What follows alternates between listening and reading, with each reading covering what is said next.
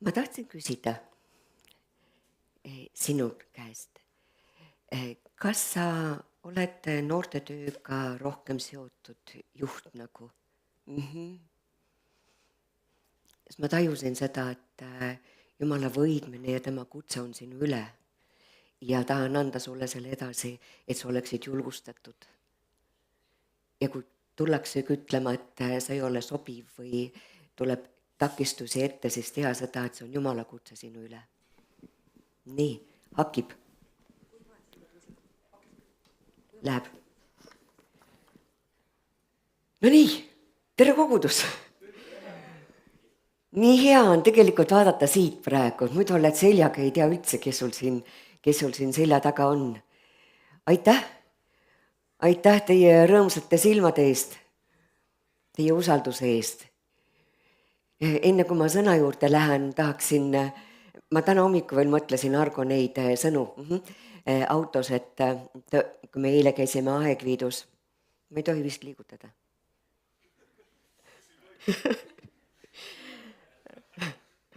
Et kui imeline on see, et meil on 4 aastaaega. Väga suur võrratu rikkus. Saame Jumalat austada ja kiita teda selle eest. Aga saame Jumalat kiita ka selle eest, et tema on siin, ta on kohal. Täna on selle jutluse sõnum, ta on kohal. Ja ma olen väga veendunud sellest, et see on Jumala vaim. Enne kui ma üldse hakkasin mõtlema, siis see pealkiri tuli, ta on kohal. Ja täna me vaatame jälle natukene teistmoodi seda lugu ja ma arvan, et meie elus on kõigil selliseid hetki võib-olla, kus me võime öelda või siis saab tulema ka selliseid hetki, et me ütleme, et kas Jumal on vägev või hoopis, et kas ta on kohal. Ja me vaatame tänast teemat Johannese evangeeliumist ja nüüd on selline asi, et jah, kellel on nutitelefon, palun jälgi, sellepärast, et ma ei loe täna sulle seda sõna ette, vaid ma teen seda teistmoodi. Kellel on piibel, saad jälgida sealt, see on nüüd sinu võimalus. Aga sellest, millest ma hakkan rääkima, on lugu Jeesusest, kes armastab, viivitab, aga ometi kutsub elu esile. Ja miks Johannes seda kirjutas? Ta kirjutas seda selleks, et me näeksime, kes on Jeesus. Ja ma arvan, et me igaüks võime ka midagi täna sellest loost saada, sest ka meie oleme sellises segases ajastus, selles küsimusteta, vastusteta küsimustega maailmas. Nii et ja selle loo algusesse juba sisse on tegelikult kodeeritud üks pinge, üks konflikt, et Laatsarus on haige, Jeesus armastab, aga Jeesus viivitab. Nii et nüüd võime panna ka ekraanile, ma kasutan täna taas ekraani, kasutame tehnika võimalusi ja veel, mis ma tahaksin öelda, ma kasutasin täna AI-d selleks, et tuua teile just sellise pildina kogu selle loo esile, aga mitte kõik järjekorras, aga kuna lugu on pikk, siis ma ei loe teda selle ette, vaid te saate jälgida siit, kellel nüüd ei ole ei piiblit ega nutitelefoni, samuti valmis panna, mitte niivõrd võib-olla, füüsiliselt kõrvad ka, aga süda, mis on valmis kuulma, mida Jumala vaim kõneleb, mida ta tahab öelda. Ja loen siit ka ise siis.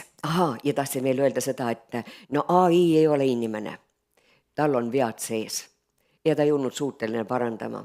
Nii et teadki, et siin on teatud vead, aga meil on antud intelligents, meil on antud mõistus hinnata ja teha vahet.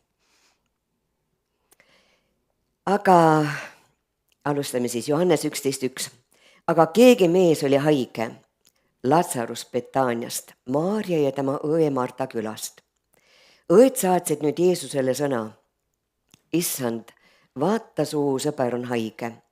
Seda kuulnud ütles Jeesus, see haigus ei ole surmaks, vaid Jumala austuseks, et selle läbi austataks Jumala poega. Ja nüüd ütleb järgmised salmid Johannes midagi väga vapustavalt. Kui ta nüüd, üks salm jäi vahele, aga Jeesus armastas Martat ja ta õde ja Laatsarust. Ja see on tõesti hämmastav siin, et on piiblis ära toodud sellised sõnad. Ma tahan edasi tuua selle sama mõtte, et see on teatud mõttes väga unikaalne. Jumal armastab meid kõiki. Aga siin selles kontekstis, vaadake, kui Johannes seda kirjutab, ta ütleb ka, et ta on jünger, keda Jeesus armastab. Siin on midagi, mida Jumal tahab ka midagi väga olulist esile tuua. Ta armastas. Ja siis Johannes toob esile need jahmatavad sõnad. Kui ta nüüd kuulis, et Laatsarus on haige, jäi ta sinna paika veel 2 päevaks. Kas pole huvitav? Mulle tundub, et see on nagu armastus, mis ei näe armastuse moodi välja. Mulle tundub niimoodi, et kui on armastus, siis peaks nagu kiiresti toimima ja tegutsema. Et võiks ju olla, et sellepärast Jeesus läks kohe, aga siin on sellepärast ta jäi. Et kui sa armastad, siis istu eesli ja kaamli selga ja mine ja tee ta terveks. Hoiatan, et meie teame seda lugu, aga need tegelased, kelle siin juttu on, ei tea loo lõppu. Nii et püüame täna ennast ka asetada ja samastada nende tegelastega, kes meile siin on antud, sest on midagi, mida Jumal tahab kõnetada, hoopis mulle tundub teisel viisil. Miks? Sest ma ise räägin seda ka teisel viisil, kui ma olen eelnevalt nagu harjunud. Ja ühesõnaga, Marta ja Maarja on esitanud Jeesusele palve ja vastus on see, et see on Jumala auks. Kõik ootused on ju tegelikult laes. Ja kui see haigus ei lähe surmani, siis ometi teadlikult laseb Jumal Laatsarusel surra. Miks? Täiesti teadlikult. Ta lubab kannatuselt tulla selle kodu üle. Meie protestime ja igal juhul protestiksime. See on vahel ääretult raske ja keeruline aru saada. Et kui sa oled hea ja võimas Jumal, miks sa lased sellel kannatusel tulla või sa oleksid pidanud midagi peatama, sa oleksid võinud seda teha. Jeesus teadis juba varem, et Laatsarus on tegelikult ju surnud ja ta teadis ka seda, et ta läheb ja äratab üles. Ometi ta ei kiirusta lahenduse poole. Miks? Sellepärast, et ta on otsustanud, et ta ei astu kannatustest üle, vaid ta astub kannatuste sisse.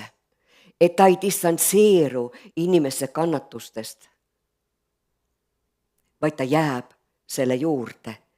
Ja sellepärast ma tahan veel öelda, ma olen ka mõned mõtteterad pannud siia seina peale. Miks? Selleks, et me võiksime tõesti osa saada. Sest ma igatsun, et see ei ole lihtsalt, ma ainult kuulen ja lähen siit sellisena, nagu ma tulin, vaid see, et Jumal tõesti saaks meie südameid puudutada ja me läheksime siit teistmoodi välja. Ja kõike seda ette valmistades ma olen tajunud ja tundnud seda, kuidas ma lihtsalt sulan Jumala armastuse, Jumala ligiolu käes.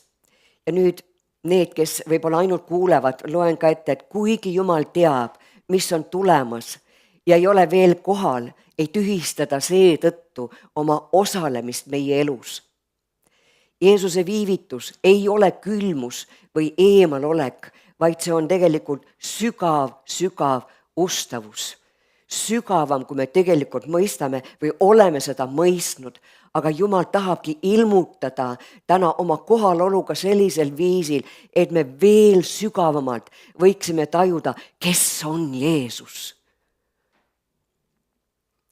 Ma olen kohanud sellist usku, ja arvamusi, kus öeldakse, et sa kannatad selle pärast, et sa oled Jumalat alt vedanud. Et Jumal on pahane sinu peale või et sul ei ole piisavalt tugevat usku. Jah, ma olen olnud nende inimeste kõrval, kes on mulle öelnud, et neil on niimoodi öeldud. Aga Jeesus lasi oma sõbral teadlikult surma, sest ta teadis, et Marta ja Maarja usaldavad teda. Jumal on valinud võib-olla just sind teatud olukorda, teatud situatsiooni vastu võtma selleks, et ta teab, et ta võib sind usaldada. Et ta teab, et kui asi läheb raskeks, siis sina ei peatu, vaid sa lähed edasi. Sa ei pruugi kõigest aru saada, aga ta teab, et ta saab sind usaldada.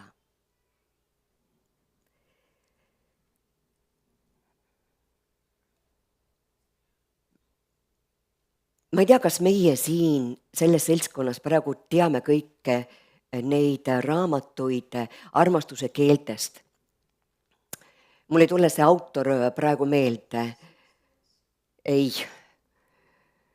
Ühesõnaga, armastuse keeled, et need on erinevad keeled inimesed ja iga inimene mõistab seda armastuse keelt erinevalt, et me võiksime seda tundma õppida. Ma tean, kui ma töö juures rääkisin, inimesed olid täielik põmm-põmm, mitte midagi ei tea. Ma väga soovitan tegelikult, need on armastuse keeled lastele, et me võiksime ära tunda, mis on see armastuse keel, millega laps suudab vanemate armastust vastu võtta, respekteerida seda. Need on teismelistele armastuse keeled, need on täiskasvanutele, need on peres abikaasadel olemas, need on väga võimsad, pange interneti sisse või AI-sse sisse, ma usun, et ta toob midagi selle autori välja. Ja Chapman.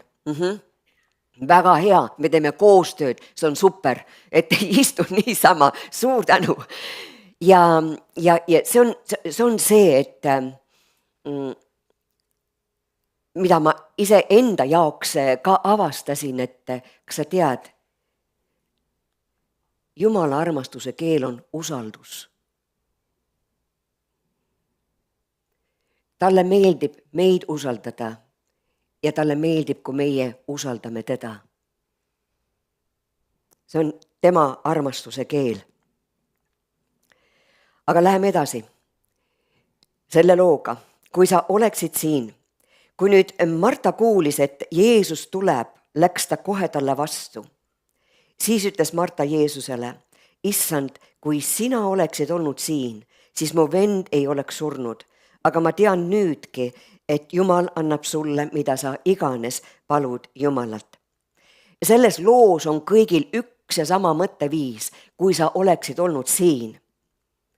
Siin on Marta nagu räägiks Jeesusele, et ma ootasin sind. Ma olin valus. Kus sa olid, kui ma ootasin, et sa tooksid selle vastuse? Kus sa olid?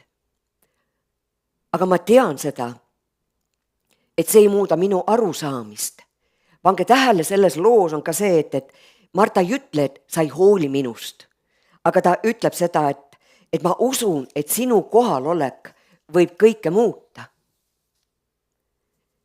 Jeesus otse kui vastab, et Marta, ma ei teinud seda selle pärast, sest ma nii väga soovisin, et sa näeksid, kes ma olen. Ja Jumal annab talle ääretult sügava õppetunni. Selline õppetund, mida mina tean praegu, on saanud Peetrus, on saanud Samaaria naine ja on saanud Marta. Jeesus annab talle ilmutuse, et tema ongi ise see elu. Tema ongi see, kes jagab seda elu. Ainult temas on elu ja ülestõusmine. See on nii suur, sügav tõde. murdumatu tõde. Ei ole muud elu, kui on koos Jeesusega ja seda võis kogeda. Ma imetlen seda. Okei, ma ei lähe selle teema sisse. Läheb muidu liiga mujale. Et seda küll, et ta annab oma ilmutuse ja annab oma ilmutuse ka naistele. Armsad naised, Jumal annab ilmutusi. Võtke need vastu. Ta annab ilmutusi sinu elus, et sa võiksid väga sügavalt teada ja mõista, et tema on sinu Messias. Tema on sinu ülestõusmise elu. Sageli mõtleme ka meie, et kui Jumal oleks kohal, siis ta oleks võinud võib-olla terveks teha. Ta oleks suutnud ju seda teha. Ta oleks võinud võib-olla seda abielu päästa. Ja ma tahaksin jagada teiega mõningad mõtted inimeste tunnistustest.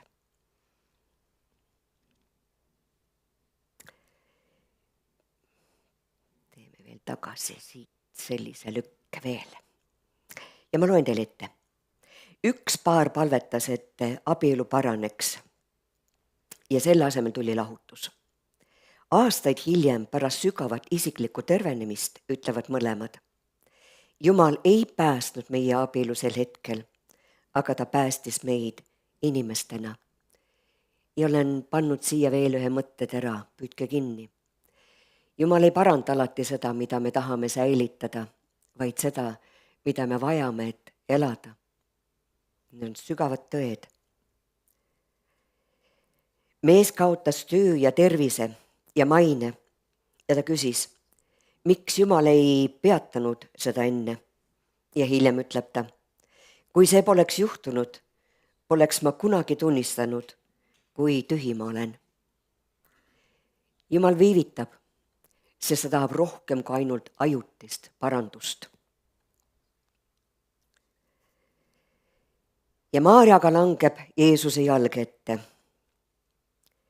Ja salm 32 ütleb, kui nüüd Maarja jõudis sinna, kus oli Jeesus, langes ta teda nähes ta jalge ette maha ja ütles, issand, kui sina oleksid olnud siin, siis mu vend ei oleks surnud. Pange tähele, mida tegi nüüd Maarja. Tema on see, kes langes Jeesuse jalge ette. Marta seisis ja oli dialoogis, aga Maarja langes Jeesuse jalge ette, mis väljendab tema sõltuvust, abitust, usku ilma seletuseta. Ta võis kõnelda seda, et sa andsid lubaduse, sa andsid sõna, aga ma ei tea, mis ma sellega peale hakkan. Mu vend on nüüd surnud. Ma ei mõista seda. Ma ei saa sellest aru, aga ma olen sinu jalge ees. Ma ei saa aru, mida sa tegid, aga ma usaldan sind.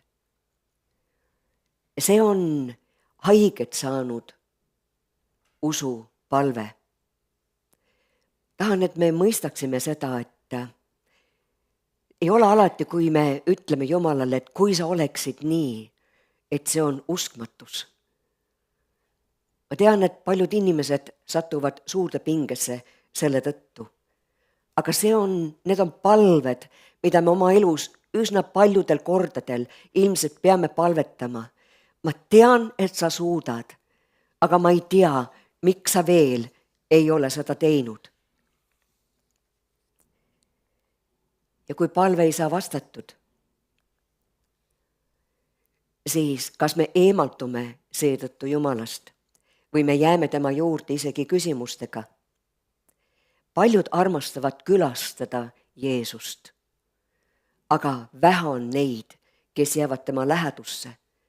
Kirjakoht ütleb seda, et kuid kitsas on värav ja ahtak on tee, mis viib ellu ja pisut on neid, kes selle leiavad. Jumala lähedust ei toeta ainult sellised intensiivsed puhangud või power mingil hetkel, vaid lähedalolu toetab see kohalolu, see olla Jeesuse jalge ees.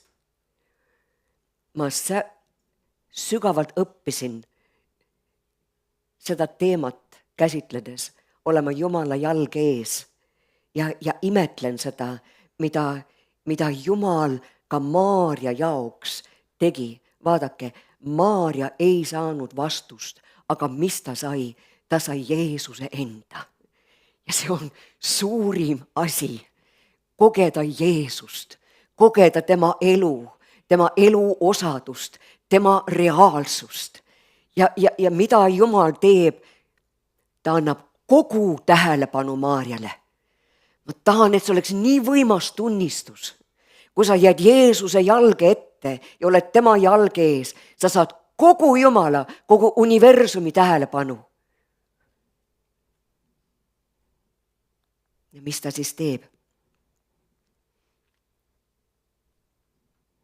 Nüüd ma ei tea minu oma slaididega, mis siin peaks veel edasi tulemagi, peaks tulema nüüd, ütleme nii, et Jumal jääb hiljaks oma armastuse pärast, sest tema loomuses on midagi, mida nad pidid nägema haual. Ja sama igatsus on tegelikult Jumalal ka meil, tänapäeval meie jaoks. Ta tahab ilmutada suuremal viisil oma au, aga ehk peab midagi meis surema, ehk peab midagi meis minema nii Jeesuse jalge ette, et ta saab suurema au esile tuua. Ja ma usun, et see ongi Jumala eesmärk ja Jumala tahe, et me liiguksime selles suunas. Kui sõna ütleb, et tema au saab olema suurem, tema au saab olema suurem ka kui esimese koguduse ajal, siis ta tahab kogudusega teha midagi. Aga miski peab enne saama Jeesuse jalg ette. Suurem sõltuvus oma Jumalast, et tema au saaks suuremal viisil ilmseks tulla.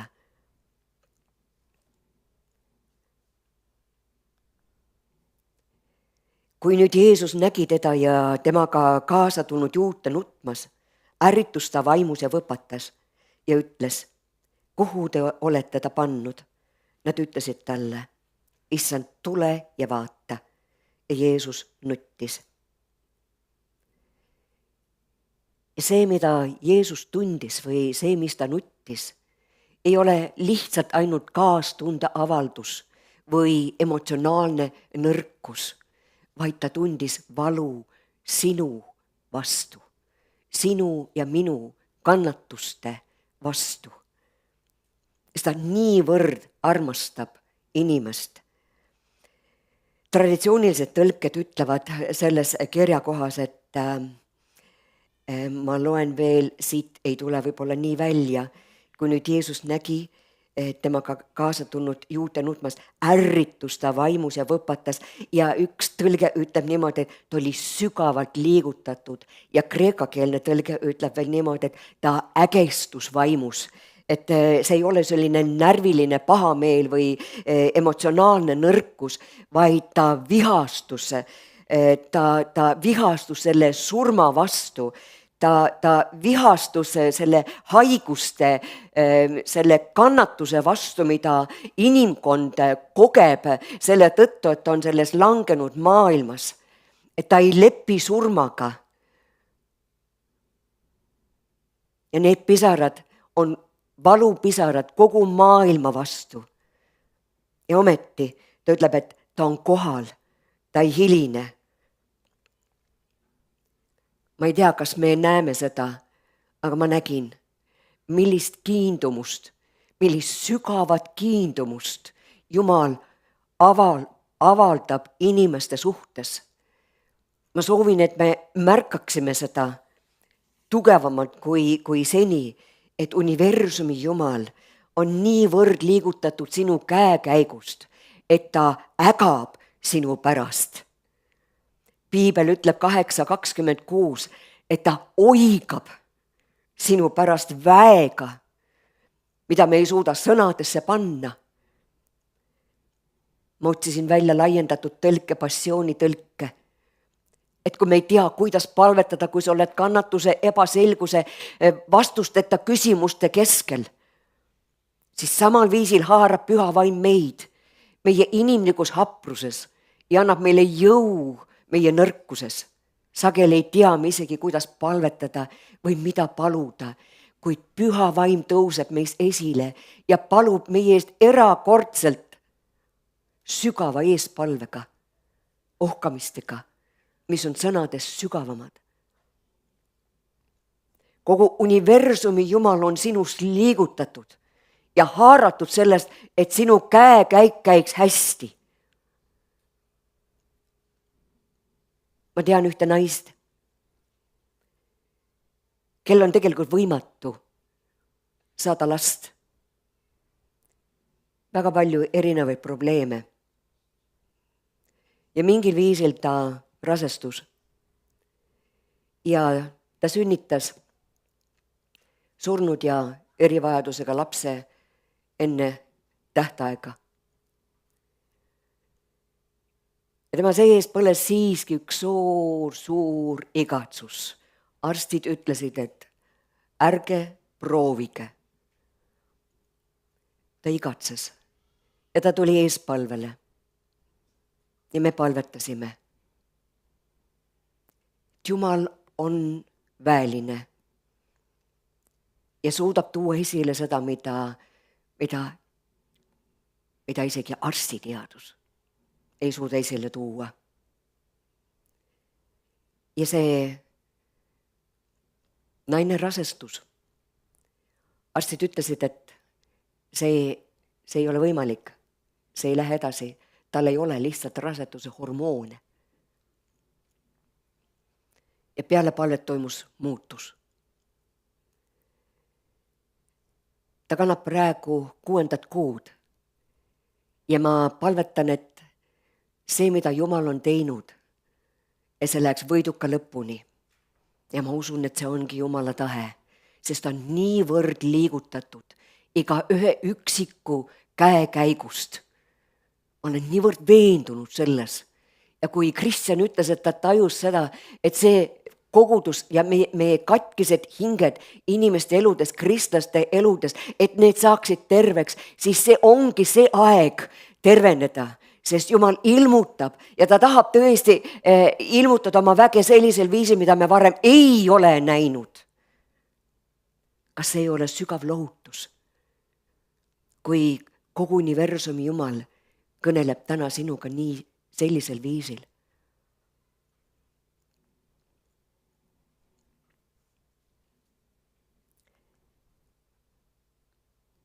See lugu läks edasi veel sellega, et Jeesus ütles, tõstke kivi ära, aga Jeesus ütles talle, kas ma ei öelnud sulle, et kui sa usuksid, näeksid sa Jumala kerkust?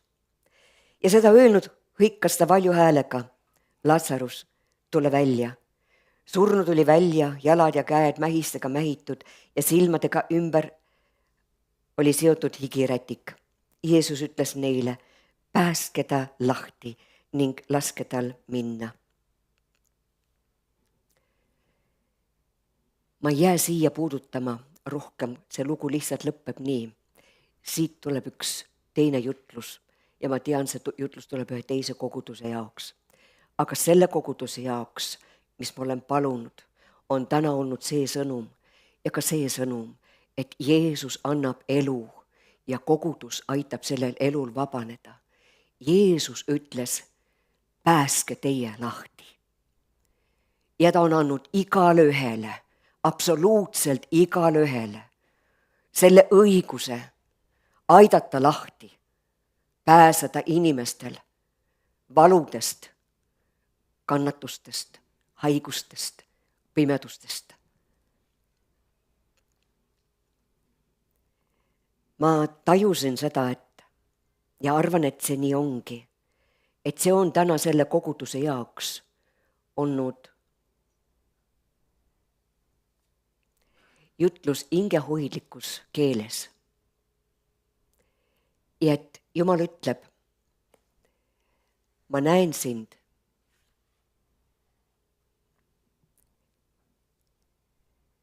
Ma ei kiirusta.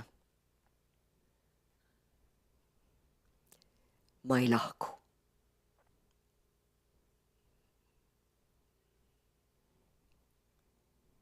Ma tahan palvetada.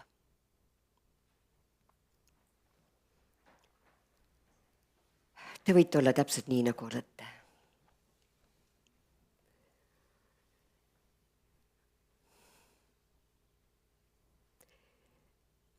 Enne kui ma palvetan, ma tajun seda, et see on Jumala vaim, kes tõesti tahabki öelda seda. Need ei ole lihtsalt öeldud sõnad. Ma näen sind.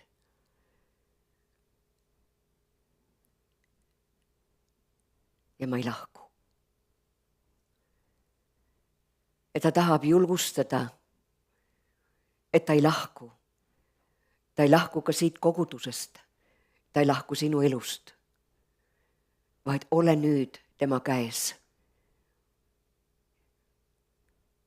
Ja Jeesus, aita tõepoolest inimestel kätte saada see tervenemine, mille jaoks sina oled oma vere välja valanud. Aita, et me igaüks leiaksime selle koha, kus me sinu südame ees tõeliselt murdudes võime põlvitada ja mitte isegi ainult põlvitada, vaid lihtsalt ollagi oma südamega sinu jalg ees. Ja kui me ei tea ega mõista ega saa kõigest aru, aga tänu sulle, et sina oled öelnud, sa ei hülga, sa oled meie juures. Ja see, mida sina oled alustanud, sina viid selle töö lõpuni. Ja ma tänan, et see, mida sa oled alustanud, kas haigete tervenemisel, kes on kogenud seda, et Marianne, et ta suudab püsti seista, siis sina oled see Jumal, kellel on vägi ja meelevald tõesti tuua see elu muutus, et ta võib kogeda ka täis tervenemist. Ja meil kogudusena on täna võimalus ja meelevald paluda seda oma kallist õde koguduse keskel, et sinu üleloomulik arm kannaks seda lõpuni. Et tema jalad kannavad, et elu, mis sa oled tema jaoks andnud, see voolab. Ja kogudus, kes seisab täna siin sinu trooni ees, sinu jalge ees, me palume neid võite, et need tuleksid esile. Need tuleksid esile abieludes. Need tuleksid koguduse sisemaailmas esile, üles tõusmise vägi, milleks sina, Jeesus, oled surnud. Seetõttu, et kogudus võib näha suuremat au ilmumist, ilmingut. Me täname, et me võime täna kummardada sinu ees ja tuua kogu au ja austuse. Ja me täname, et sul on olnud armu ja kaastunnet kõnelda meie südamete vastu, meie vaimu vastu, et ka meie vaimud saaksid terveks. Et see, mida elu on muserdusega peale pressinud, Jumal, tänu sulle, et sinul on palsamit, sul on armastuse väge ja sa ütled, et tõsta oma pilk ja näe, ma olen sinu kõrval. Ma ei lahku sinust, ma olen sinuga.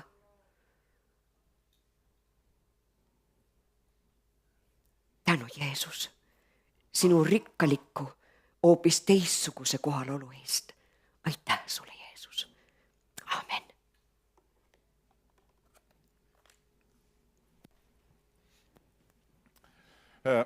Aitäh sõna